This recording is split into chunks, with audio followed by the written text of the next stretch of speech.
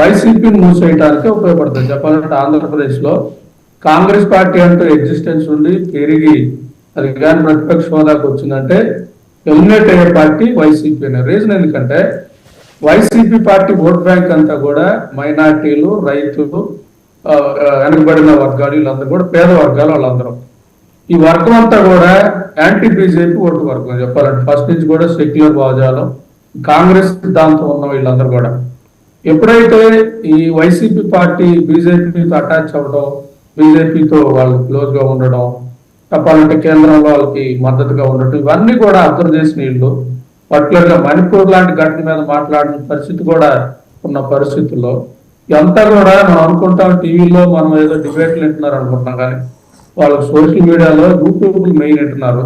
వాళ్ళందరికీ స్టఫ్ ఉంది. అంటే వైసీపీ పార్టీ మణిపూర్ మీద మాట్లాడిందా లేదా, వైసీపీ పార్టీ బీజేపీ తీసుకొచ్చే విధానం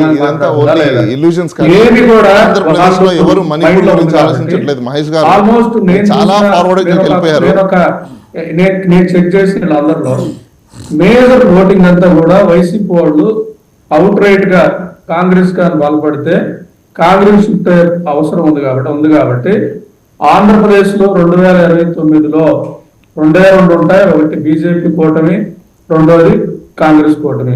బీజేపీ కూటమిలో జనసేన, టీడీపీ ఉండొచ్చు, కాంగ్రెస్ కూటమిలో కాంగ్రెస్ ఉంటుంది. నా లెక్క వైసీపీ అయితే ఎప్పుడైతే 2024 ఎలక్షన్ కానీ తేడా వస్తే పుట్టపగిలిపోతే పావులెట్ల పరుగులెట్ల బయటకు వెళ్ళిపోతాయో ఒక్కరు కూడా ఉక్కిరి బిక్కిరి అయిపోయి అంటే ఒక్కపోతూ ఉన్న ఆ పార్టీ. ఎందుకంటే ఆ పార్టీలో ఉన్న నాయకులందరూ కూడా స్వతంత్రంగా బతికిన వాళ్ళు, స్వతంత్ర భావజాలు ఉన్న వాళ్ళు, అభిప్రాయాలు చెప్పగలిగిన వాళ్ళు. వాళ్ళందరినీ కూర్చోమని పరిస్థితి ఆంధ్రప్రదేశ్ లో ఉంది కాబట్టి ఆ పరిస్థితి కాంగ్రెస్ లో ఉండదు. ఎందుకంటే కాంగ్రెస్ లో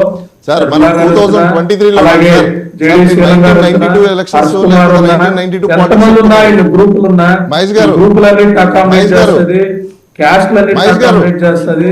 కాంగ్రెస్ పార్టీ సముద్రం, ప్రజాస్వామ్యం అంటే కాంగ్రెస్ పార్టీ కాబట్టి ఈ భావజాలం అంతా అనుభవించిన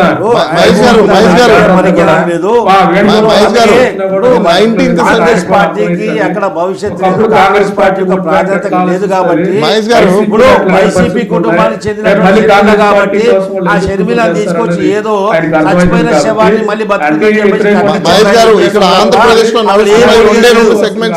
ప్రిడిక్షన్స్ అన్ని కూడా వాస్తవానికి 1 కిలోమీటర్ల దూరంలో ఉన్నాయి. Predictions are so far from reality.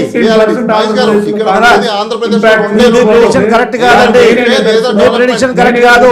So unfair, so unfair. Scientific కాదు.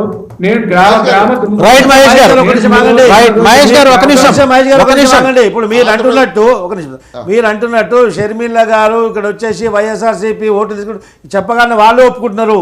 జగన్మోహన్ రెడ్డి ఓట్లు, జగన్మోహన్ రెడ్డి ఓట్లు, ప్రభుత్వ వ్యతిరేక ఓట్లు వీళ్ళే చీల్తారు. అదేవిధంగా జేడీ లక్ష్మీనారాయణ అదే కార్యక్రమాలు చేస్తున్నారు. ఇప్పుడు వైసీపీ యొక్క కాంగ్రెస్ పార్టీని లీజ్కి తీసుకున్నది. అందుకే ఒక ప్రభుత్వ వ్యతిరేక ఓట్లు చీల్చడానికి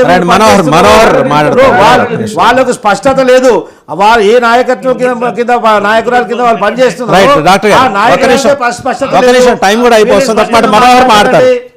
మనోహర్ ప్లీజ్. మీరందరూ చాలా పెద్దలు. ఆంధ్రప్రదేశ్ రాష్ట్ర ప్రజలు ఒకటి సార్, మీరు ఎంతమంది ప్రజల్లో తిరుగుతున్నారు లేదు నాకు తెలియదు, కానీ మేమైతే ప్రజల్లో ఉన్నాం.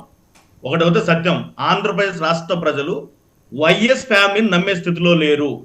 అంతకుముందు 2019 తండ్రి లేని బిడ్డని వచ్చా, ఆయన ఏదో కొట్టేశా, ఆమె వచ్చింది నేను జగన్ మానవ అనింది, 3500 కిలోమీటర్లు ప్యాకేజ్ తీసుకుని వెళ్ళిపోయింది. హైదరాబాద్ లో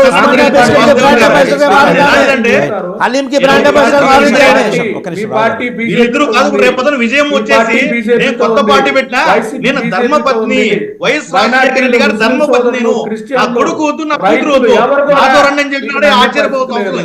అంటే కాంగ్రెస్ కాదు కదా, ఏదొచ్చినా సరే వైఎస్ జగన్మోహన్ రెడ్డి రాజకీయంగా నమ్మే స్థితిలో ఆంధ్రప్రదేశ్ రాష్ట్రం. Second point sir, YS Sharmila గారు ఎక్కడ పోటీ చేస్తారు సార్? ఈ రోజు వైఎస్ షర్మిలకి ఉన్నటువంటి ఎంతమంది ఫాలోవర్స్ ఎవరు వాళ్ళందరూ వైఎస్ వివేకానంద